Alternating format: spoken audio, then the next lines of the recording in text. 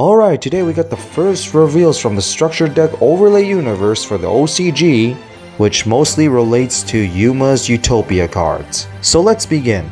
But first, we finally got some more cards that appeared in the anime printed in Animation Chronicles. So let's start off with the Kuribo cards, being the Kuribo brothers, Kuriba, Kuribe, Kuribu, and Kuribe. All of them are level 1 with 300 attack and 200 defense and are also Dark Fiend. All of them are treated as Kuribo cards. But when it's destroyed or a Kuribo is destroyed by battle, you can special summon another 300 attack, 200 defense monster from your deck, aka a Kuribo. That is not itself. And you can also tribute this card along with the Kuribo brothers from your hand or field to special summon your Kuri Babylon from your hand, deck, or graveyard, which of course is one of your main boss monsters.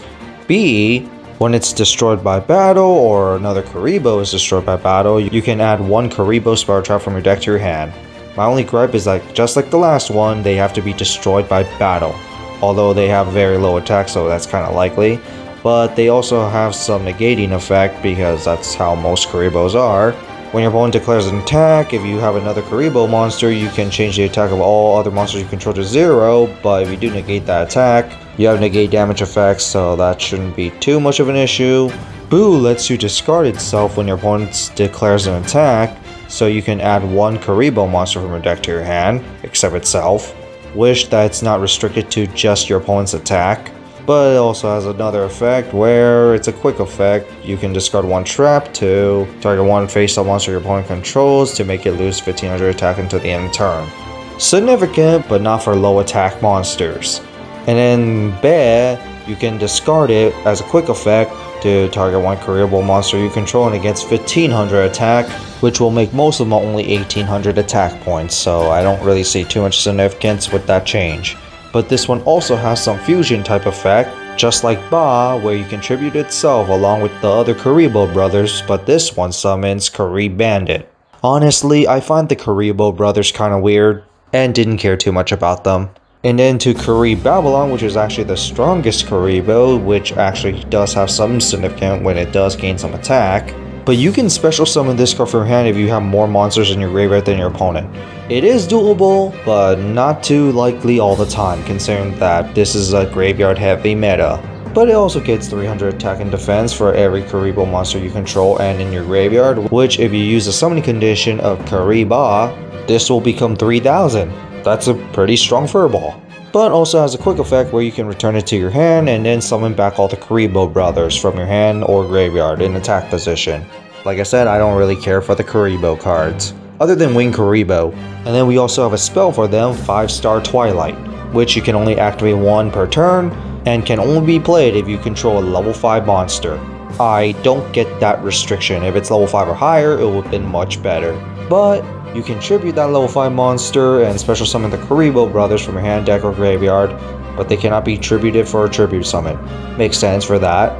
But honestly, not the most consistent card, although you do have cards like Cyber Dragon, Vice Dragon, so you should be able to pull this off. And into the Cyber Dark support cards, we got Dragonroid, which his main important effect is the fact that it can count itself as a dragon type monster in the graveyard. Because this is a 2900 attack point monster that can discard itself to add a non-wind Roid monster from your deck to your hand, obviously, so it doesn't go with speed Roids and you can add your vehicle Roids, but also can protect your fusion monster, aka Cyber Dark Dragon, from his effects being negated. So in my honest opinion, this is actually a pretty good addition to the Cyber Dark deck. My only gripe is that one of the effects, well, at least a section of it, wants you to add one non-wind Roid monster, but I doubt you're going to really play any vehicle Roids in a Cyber Dark deck now, are you?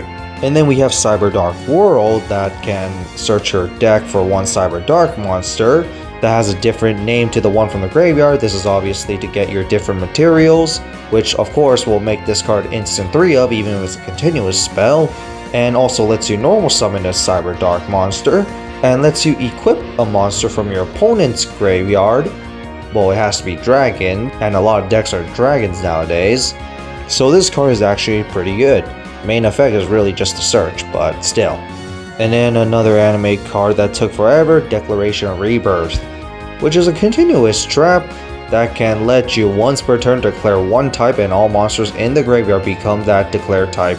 Which of course in Cyber Darks, that's pretty significant because you can make all your monsters in the graveyard become dragons. And there are some archetypes that have different types of monsters and requires you to have a specific type of monster, so of course this can be good for that. And then finally we got the Ignister cards, or in this case the Ipon cards for Ignisters. First we got the Fighting Spirit, which is a little weaker than Idol Reborn due to the fact it's not quick play, but this one does let you special summon an Ignister from your graveyard, but also protects any Ignister with 2300 attack or more by battle and by card effects when you banish this card. So overall, a really good card, and definitely run in your Ignister deck. In some cases, it might be better than the Idol Reborn because sometimes you're not going to be using Idol Reborn for the quick play. And then there's Show, which when your opponent declares an attack and you have a Link 3 or higher Ignister monster in your extra monster zone, you can special summon any number of non-Link Cyberse monsters with 2300 attack from your extra deck whose attack are equal to less than the attacking monster, and then end the battle phase. In most cases, you will only really get one monster, but oh boy, if your opponent summons a big ass monster just to try to OTK you, well, you're gonna get quite a bit of Ignister ace monsters right there. And now to the cards from Overlay Universe. Before we start off with the cards themselves, here's a new artwork of Utopia in its sealed form. Honestly, I prefer them displayed in their main monster form, but still, if you like the sealed form, then here it is for you. And now to the new Utopia Ace Monster number 99, Utopia Dragner, or maybe Utopic Dragner, who knows, or King of Wishes Hope Dragner, whatever you prefer. It's a rank 12 light warrior exceed monster with 3000 attack and defense. I was expecting 4000 to be honest. Requires 3 level 12 monsters, but you're not really gonna do that. And its effect is, first effect, quick effect, you can detach 2 materials from this card, special summon 1 number monster between 1 through 100 from your extra deck, and this is treated as an exceed summon. This specifically says any number because this structure deck is to also focus on Kaito's number being number 62 and Shark's number being number 32.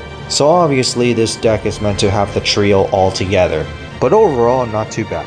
Second effect. When an opponent's monster declares an attack, you can change its attack to 0. Both effects are hard once per turn. Well, I guess your opponent will have to be careful of what monster they want to attack with first, but honestly it's a pretty good card. Gives you a free Exceed summon essentially. Hopefully the new version of Galaxy Eyes and Shark Drake are going to be really good as well. And also have some defensive ability to change your opponent's attack to 0. Now the only thing is, since I'm kind of used to every big boss monster having a protection effect, this one lacks that. All jokes aside, this is actually a pretty nice card. And then to the new rank up card, Hyper Rank Up Magic Utopia Force, or Hope Force. It's a normal spell, and its effect is target 1 rank 9 or lower Utopia monster you control, and special summon 1 rank 10 or higher Utopia Utopic monster from your extra deck by using that monster you control as material. Obviously, you transfer all the materials. Well, Utopic Dragon doesn't really need it, considering that you could just discard a rank up magic on a Utopia monster and then you could just summon it with that. But this card can, of course, summon Utopia Dragner or Utopia Kaiser, because Utopia Kaiser is a rank 12 Utopia monster. Just keep that in mind.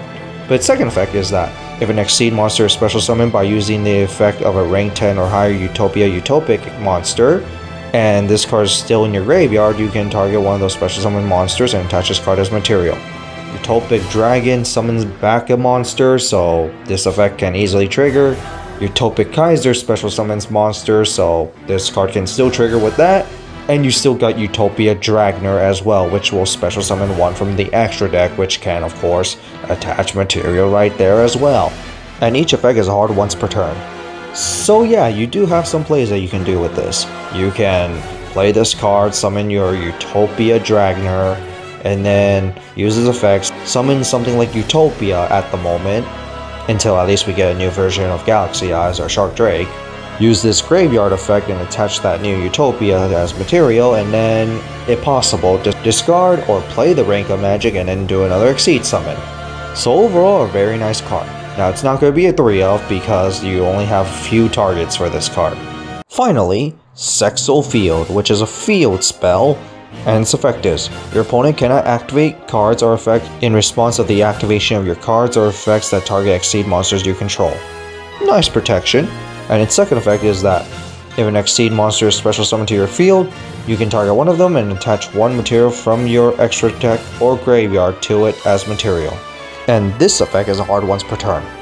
This can actually be very useful, because sometimes you could play some type of Reborn card to summon one of your bigger Utopia monsters, for example, and then you can attach the regular Utopia from your graveyard and then just put that card as material, and then you fulfill the requirement of having that monster as material. So you have that.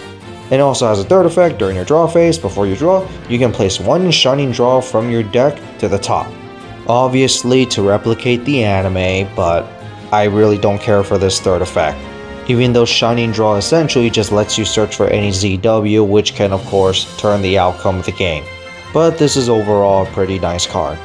So that's it for these new cards. What do you guys think about the Animation Chronicles and the new Utopia cards? For Animation Chronicles, the only thing I really care about is the Agnister cards, because some of those I actually have been waiting for.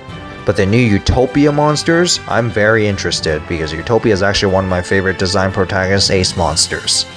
In fact, the second in my list. But I am still interested in what it will still bring, because Overlay Universe focuses around number monsters, mainly the main trio of Sexal. So I'm looking forward to whatever new Galaxy Eyes that it might bring. Who knows, it might be Numeron Dragon as well, and whatever Shark Drake it will bring.